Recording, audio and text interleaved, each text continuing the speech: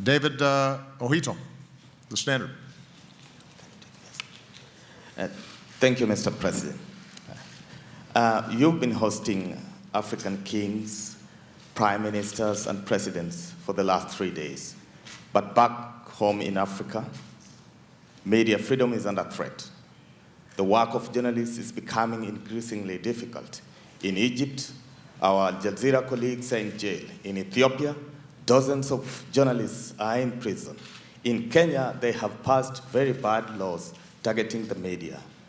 What can the international community do to ensure that we have a strong media in Africa, and more importantly, to secure the release of the journalists who are behind bars? And two, so many countries in Africa are facing threats of terror. I'm glad you've mentioned a few measures you're going to take. But what can the international community do also to neutralize terror threats in Mali, Cameroon, Nigeria, Kenya?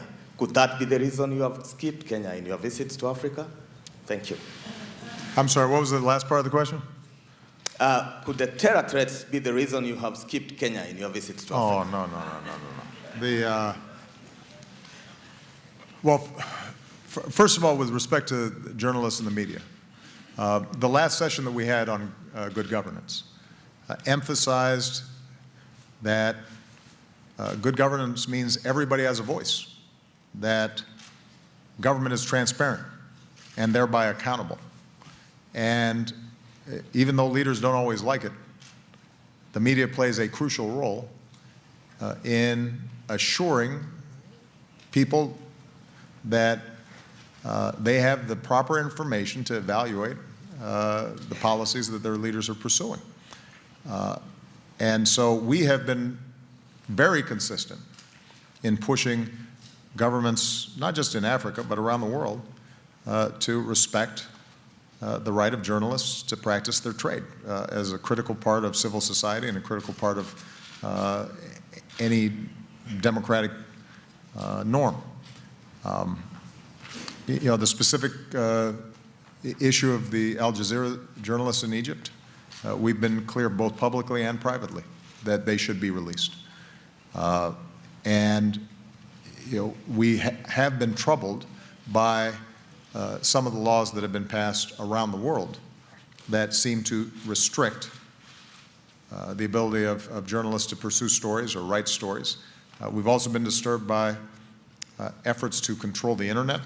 Part of what's happened over the last decade or two is that the new media, new technology, allow people to get information that previously would have never been accessible or only to a few specialists. And now people can punch something up on the internet and pull up information that's relevant to their own lives and their own societies and communities.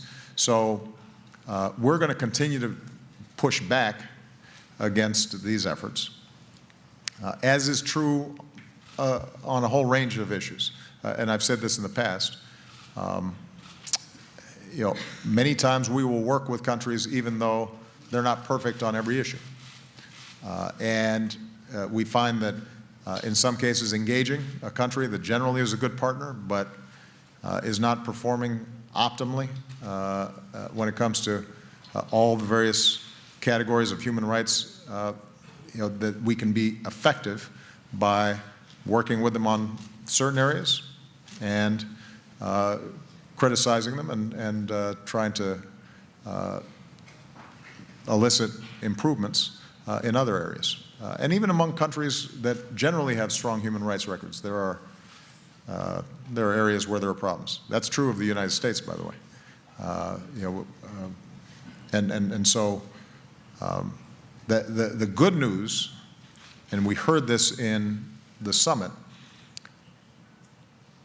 is that more and more countries are recognizing that in the absence of good governance, in the absence of accountability and transparency, that's not only going to have an effect domestically on the legitimacy of a government, it's going to have an effect on economic development and growth.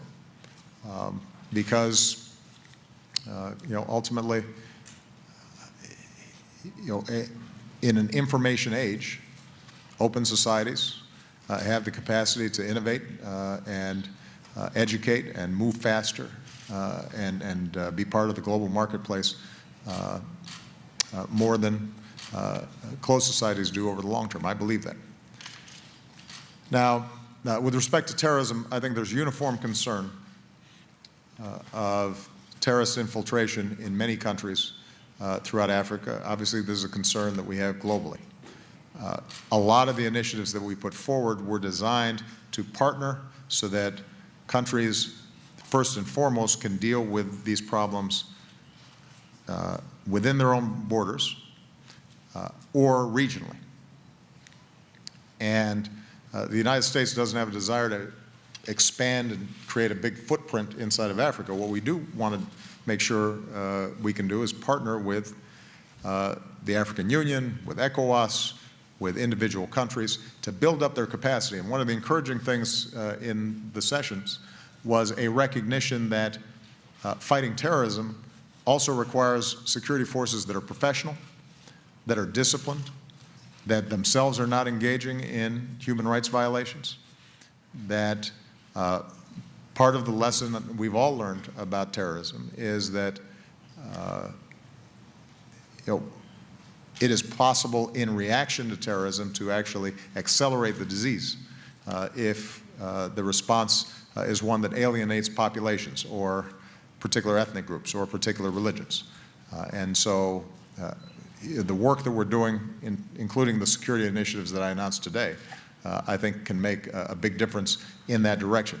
It's not just a matter of us providing better equipment or better training. That's a part of it.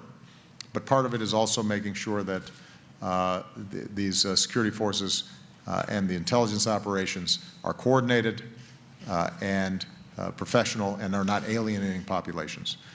The more we do that, the more effective we can be. Last point I'll make is on good governance. One of the best inoculators against terrorist infiltration is a society in which everybody feels as if they have a stake in the existing order and they feel that their grievances can be resolved through political means rather than through violence. And so that's just one more reason why good governance has to be part of the recipe that we use for a strong, stable, and prosperous Africa.